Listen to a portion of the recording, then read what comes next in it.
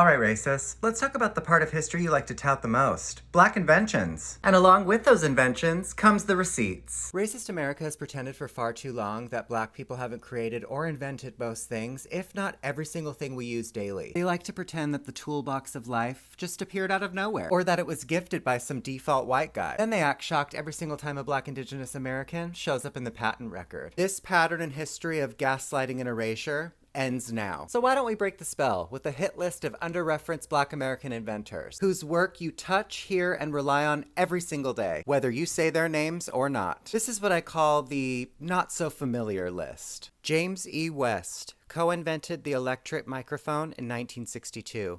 That tiny capsule in smartphones, laptops, hearing aids, and almost every modern mic, brought to you by a black man, James West. George Edward Alcorn Jr.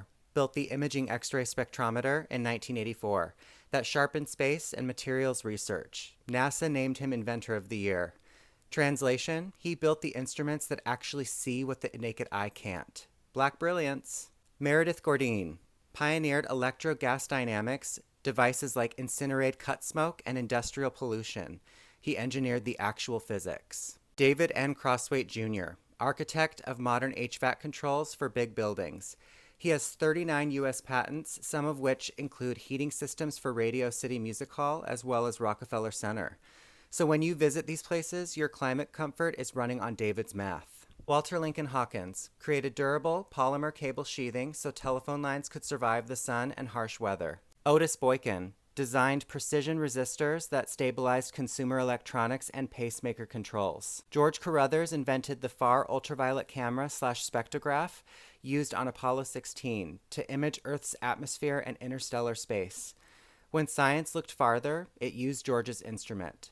Jerry Lawson led the team behind the interchangeable video game cartridge, the truest pioneer to console gaming. Jesse Russell was the key architect of digital cellular systems and base station tech.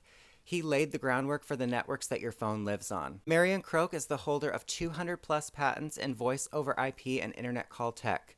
So as far as internet calling as a service, she operationalized the pipeline. Valerie Thomas, the pioneer behind the Illusion Transmitter 3D image tech at NASA. Bessie Blount Griffin, inventor of the self-feeding device used for amputees and a disposable emesis basin. It's a clinical design that restored autonomy to its users in this country. Then it spread internationally. Alice H. Parker created the 1919 patent for a gas-fired centrally zoned heating furnace.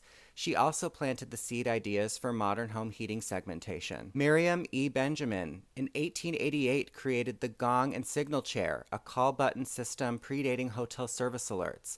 The start of push to summon was formulated by her genius. Andrew J. Beard invented the Jenny coupler in 1897, which is an automated, dangerous link and pin rail coupling.